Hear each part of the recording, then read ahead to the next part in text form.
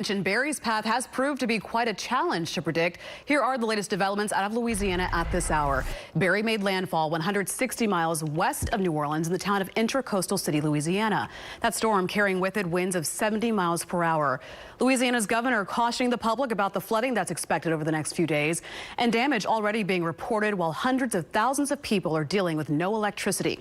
My co-anchor Jonathan Martinez is in the town of New Iberia, Louisiana. That's about an hour northeast of where Barry made landfall. He joins us live now with the very latest. Jonathan.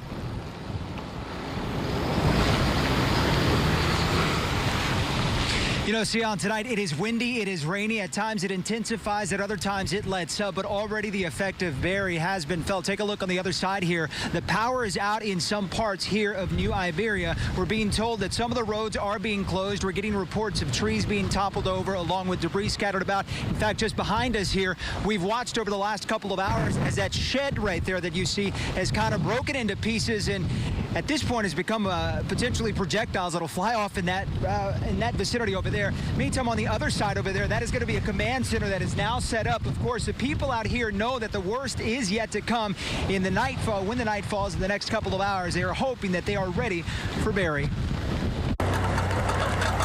Besides the strong winds packing a punch, signs of a storm scattered across New Iberia as Barry made landfall. Many businesses already closed or choosing to close early ahead of the storm's arrival. It's real bad. It's real terrible. I never thought it was going to get this bad. Also already in place, a temporary command center for first responders. Crews from the local sheriff's office, along with others, set up in a business parking lot with everything from high water vehicles to even airboats should they need to carry out any rescues. If they get in a bind and they need to get out of there, of course, that's what we're here for. The biggest concern for the area right now, the large amounts of rain expected to fall over the next few hours and a storm surge that could be anywhere from 4 to 6 feet. We're worried about the low-lying areas. They might have a lot of flood. So expecting a lot of flood areas. Trees falling down, everything's moving. A lot of people trying to get where they gotta go. You know, it's just a lot of rain. It's terrible. With conditions getting worse by the hour, despite the fact Barry is only a tropical storm, the message for people across the coast, he's not to be taken lightly. There's so many storms here that, you know, people have been through this. This is not even a Category 1, and that makes it unsafe.